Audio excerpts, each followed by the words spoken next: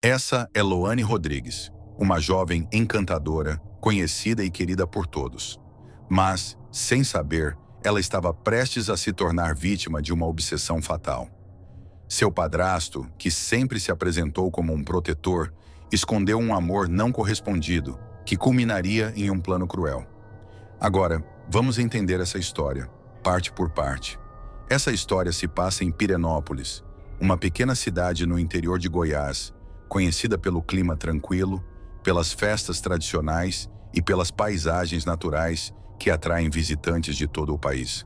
Foi nesse cenário aparentemente calmo que Loane Rodrigues vivia ao lado da mãe, Sandra, do irmão Luan e do padrasto Joaquim. Desde muito nova, Loane passou a conviver com Joaquim e com o tempo criou uma relação de confiança, enxergando nele uma figura paterna. Para quem observava de fora, a família parecia comum, sem grandes conflitos ou sinais de problemas. Loane era uma jovem cheia de vida, conhecida por onde passava. Bonita, carismática e sempre sorridente, ela fazia amizade com facilidade e era querida por todos ao seu redor.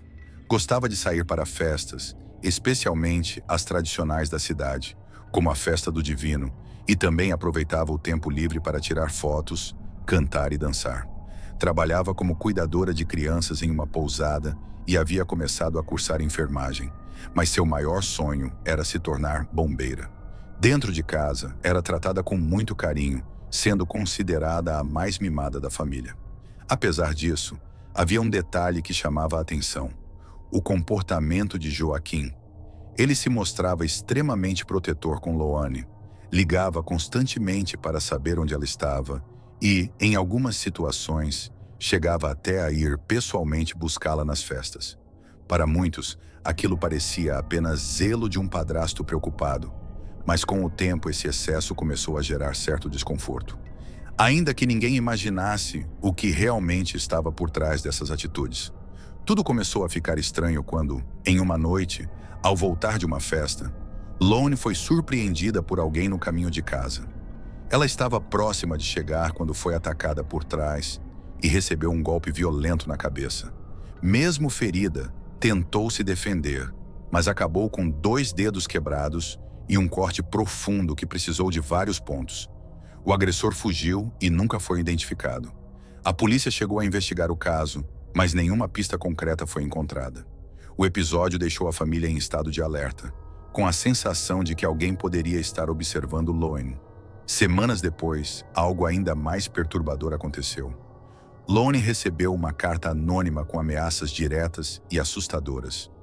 O conteúdo era cheio de ódio, insinuando que ela não havia morrido por sorte e que da próxima vez não escaparia. A mensagem indicava que a pessoa estava próxima, observando cada passo dela, o que aumentou ainda mais o medo dentro da casa. Um boletim de ocorrência foi registrado, mas novamente não houve avanços nas investigações. A partir daí, a rotina de Loane mudou completamente. Ela passou a evitar sair sozinha e sempre buscava estar acompanhada por familiares ou amigos. Mesmo assim, a sensação de estar sendo vigiada nunca desapareceu. Joaquim, por sua vez, se mostrava ainda mais presente, reforçando a imagem de alguém preocupado com a segurança dela, sempre tentando controlar seus horários e seus movimentos. Na tentativa de aliviar o clima pesado que havia se instalado, Joaquim sugeriu um passeio em família até o Morro do Frota, um ponto turístico conhecido da região. A ideia era simples: caminhar, tirar fotos e passar um tempo juntos, tentando esquecer tudo o que havia acontecido. Sandra inicialmente não se mostrou muito animada, mas dias depois decidiu aceitar o convite. No dia 17 de dezembro de 2013, eles seguiram até o local. Sandra começou a subida com Loane e Joaquim, mas no meio do caminho acabou desistindo por cansaço e decidiu voltar.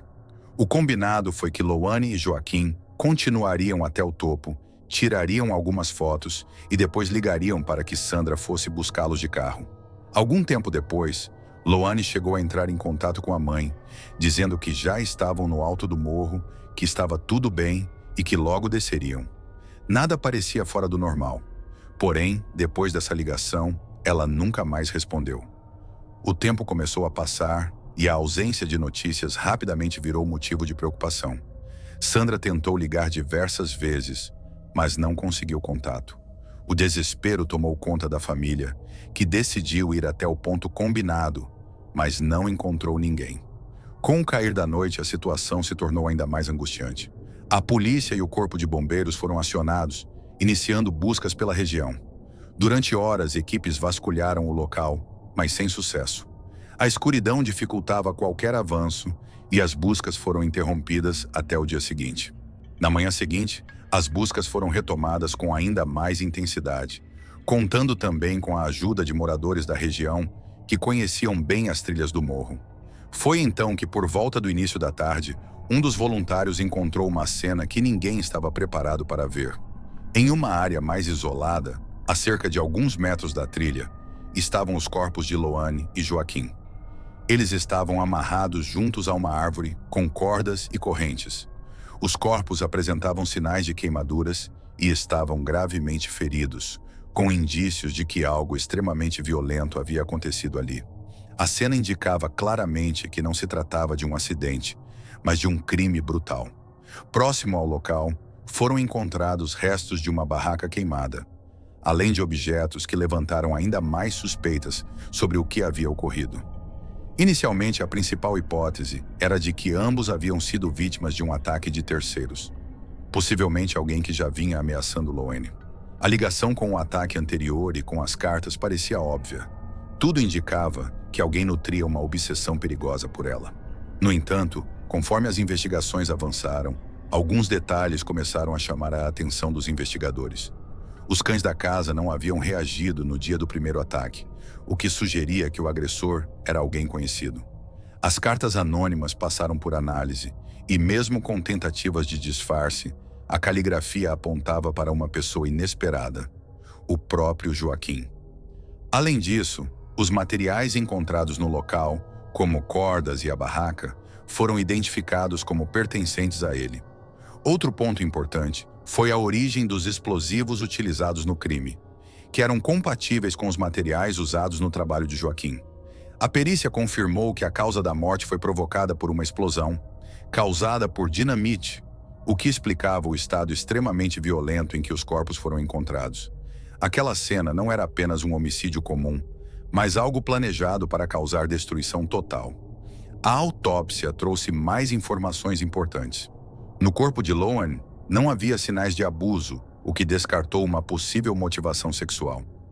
Isso reforçou ainda mais a ideia de que o crime não foi movido por desejo físico, mas sim por algo mais profundo e perturbador: controle, obsessão e um sentimento doentio. Aos poucos, a imagem de vítima começou a ruir, dando lugar a uma realidade muito mais perturbadora. A investigação concluiu que não havia um terceiro envolvido. Joaquim havia planejado tudo. Ele criou toda a situação ao longo do tempo, desde o ataque inicial até as ameaças, com o objetivo de manipular a realidade ao redor de Lohane e da própria família. O que parecia proteção era, na verdade, controle. O que parecia cuidado era obsessão. Amigos próximos relataram que relacionamentos de Lohane terminavam de forma estranha, sempre com uma pressão invisível por trás, algo que mais tarde passou a fazer sentido. Movido por um sentimento doentio e não correspondido, Joaquim passou a enxergar Lohane de uma forma completamente distorcida, e ao perceber que jamais teria o tipo de relação que imaginava, ele tomou uma decisão extrema. Em um ato final de obsessão e desespero, decidiu tirar a vida dela, e em seguida, a própria vida, tentando ainda encobrir tudo como se fosse um ataque de terceiros. A conclusão foi devastadora. Joaquim arquitetou o crime, preparou o local com antecedência, levou os materiais necessários e executou tudo de forma calculada. O caso chocou a cidade e deixou uma marca profunda na vida de todos que conheciam Lohane. A jovem, que tinha sonhos, planos e uma vida inteira pela frente, teve sua história interrompida de forma cruel por alguém que estava dentro da própria casa. Até hoje, esse caso levanta uma reflexão difícil de ignorar. Nem sempre o perigo vem de fora. Às vezes, ele pode estar muito mais perto do que se imagina.